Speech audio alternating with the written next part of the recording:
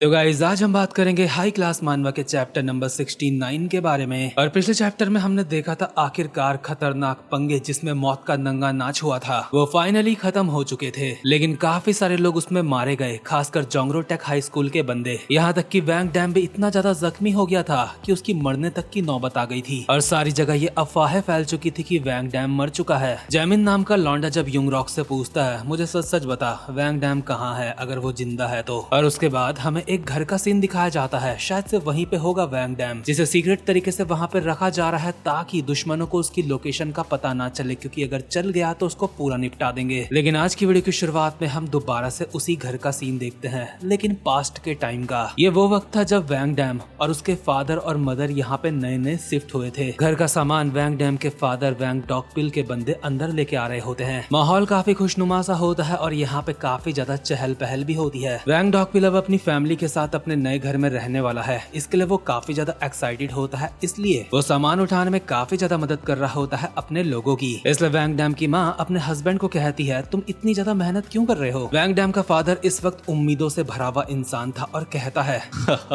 अगर मैं अपना सामान खुद ही मूव करूं तो मुझे लगता है ये काफी ज्यादा बेहतर होगा। इतने में ही वैंग डॉकपिल का खास बंदा युनटे डॉकपिल को कहता है आप आराम करो, हमारे बंदों को बोनस मिल रहा है इसलिए वो काफी ज्यादा मेहनत कर रहे हैं, आपको करने की जरूरत नहीं है यहाँ पे काम। इन सब के बीच में अपना छोटा वैंग डैम घर में इधर से उधर भाग रहा होता है, क्योंकि बच्चे भी काफी ज्यादा एक्साइटेड होते हैं ऐसी चीजों के लिए जैसे कि अपना नया घर। जब वैंग एक छोटे से कुत्ते को पकड़ रहा होता है तो वैंग डैम के फादर युनटे से कहते हैं मैं आराम नहीं कर सकता, ये मेरा घर है इसलिए मैं यहाँ पे पूरी मेहनत करूंगा आखिर दम तक। मतलब एक अलग ही लेवल की खुशहाल लाइफ चल रही थी इन सब की। और छोटा वैंग डैम जब कुत्ते के पीछे भाग रहा था तो उसके फादर उसको अपनी गोद में उठा के कहते हैं बेटा देखो ये हमारा घर है, हमारा अपना घर। वैंग इस वक्त बच्चा होता है इसलिए उसे ज्यादा कुछ नहीं पता, वो तो वैसे ही मस्ती में है। वैंग डॉकपिल के हाथ में वैंग डैम है और वो अपनी बीवी को भी अपने पास बुलाते हैं और दोनों को साथ में गले लगा लेते हैं। वैंग डैम की माँ कहती है आप ये क्या कर रहे हो, एम्प्लॉइज देख रहे हैं जो यहाँ पे काम कर रहे हैं। छोटा वैंग भी कहता है पापा आपकी दाढ़ी चुभ रही है मुझे। लेकिन वैंग डॉकपिल अपनी जिंदगी के उन अच्छे पलों में था जहाँ पे वो कुछ देर ऐसे ही रहना चाहता है, इसलिए अपनी बीवी को कहता है बस कुछ देर के लिए ऐसे ही रहो,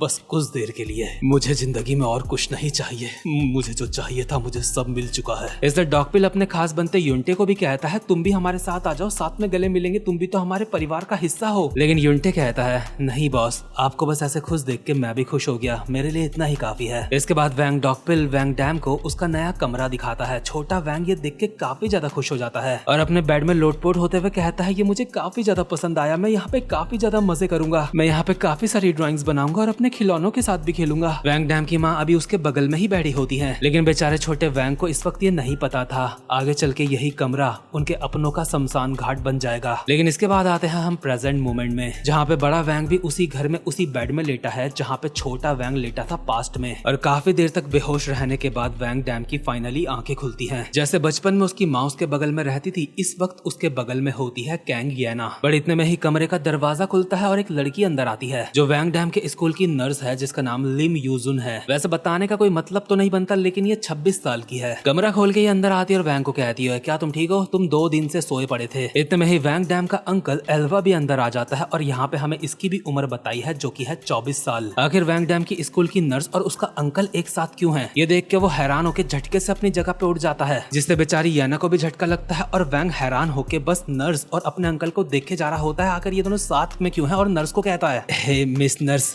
कहीं इस आदमी ने आपको डरा धमका के यहाँ पे छोड़ो। इसके बाद हम 5-10 मिनट बाद का सीन देखते हैं जब वैंग डैम के दोस्त लोग भी यहाँ कमरे में आ चुके हैं और एल्वा और वो नर्स यहाँ से जा चुके हैं। टेशॉक वैंग को कहता है हम तुमसे हॉस्पिटल में मिलने आ रहे थे, लेकिन हमें डर था कहीं कोई हमारा पीछा करके तुम तक ना पहुँच जाए। तुम्हारी हालत इतनी ज्यादा खराब हो चुकी थी, अगर तुम उस वक्त में मर भी जाते तो हमें हैरानी नहीं होती क्योंकि तुम बहुत ज्यादा बुरी हालत में थे। उसी वक्त शीहॉन ने स्कूल की नर्स को कॉल करा था, ना जाने वैंग के सर में मुक्का मार के किसने फोड़ा कर दिया है, लेकिन वो कहता है बाकी सब कहाँ है। वैंग को अच्छा लगे इसलिए टेशॉक कहता है बाकी लोग अपने घर में है अपने परिवार के साथ बिल्कुल सही सलामत। लेकिन जुंगजिन कहता है ना जाने गॉक्यून की हालत क्यों खराब है, जब से वो ऑडिटोरियम के रूम के अंदर अकेला गया था ना जाने उसे तब से क्या हो गया है, उसने वहाँ पे क्या देख लिया था कि उसकी हालत खराब हो गई। वैंग डैम को छोड़ के यहाँ पे किसी को नहीं पता कि गॉक्यून ने वहाँ पे क्या देखा था कि वो उल्टियाँ करने लगा था। इसलिए वैंग अपने मन में कहता है वो मौत का नंगा नाच इतने सारे लोगों में से बस क्या गॉक्यून को ही दिखना था। वैंग का यहाँ पे मतलब है कि उसे पता है गॉक्यून थोड़े कमजोर दिल का है, भले ही खतरनाक फाइटर है, लेकिन जब अपने सामने उसने काफी सारी डेड बॉडीज देखी होंगी तो उसकी हालत खराब हो गई थी और उल्टियां करने लगा था। वैंग पूछता है वो पगला जुंग डाउन कहाँ है, लेकिन उस पगले की खबर तो टेशॉक लोगों को भी नहीं होती। टेशॉक वैंग डैम को कहता है तुम्हें नहीं लगता तुम्हें अपने अंकल से बात करनी चाहिए जो यहाँ पे पहले आए थे, तुमने कहा था उनसे मिले हुए तुम्हें काफी ज्यादा वक्त हो चुका है। और अभी यहाँ पे एल्वा को वैंग डैम का अंकल मैं बोल रहा हूँ, मानवा में तो कजन लिखा है क्योंकि मानवा में मिस प्रिंट्स काफी सारे होते हैं। सही मायनों में एल्वा वैंग का अंकल ही है। वैंग अपने सारे दोस्तों से पूछता है बाकी सब छोड़ो, ये बताओ तुम सब ठीक हो ना। ये सब दोबारा से प्यारी प्यारी बातें करने लगते हैं। कहते हैं जुंगजिन के फादर घूमने जा रहे हैं जुंगजिन के मास्टर के साथ। टेशॉक की माँ उसकी माँ से मिलने जा रही है क्योंकि टेशॉक का रेस्टोरेंट कुछ दिन तक बंद रहने वाला है, इसलिए टेशॉक को रेस्टोरेंट की भी टेंशन नहीं है, इसलिए वो वैंग डैम के साथ यहाँ पे रह सकता है उसका ध्यान रखने के लिए। लेकिन वैंग इन सबको कहता है तुम्हें क्या लगता है तुम्हारी बातें सुन के मैं इस पे आ जाऊंगा? मैं चाहता हूँ तुम सबके सब अपने घर चले जाओ,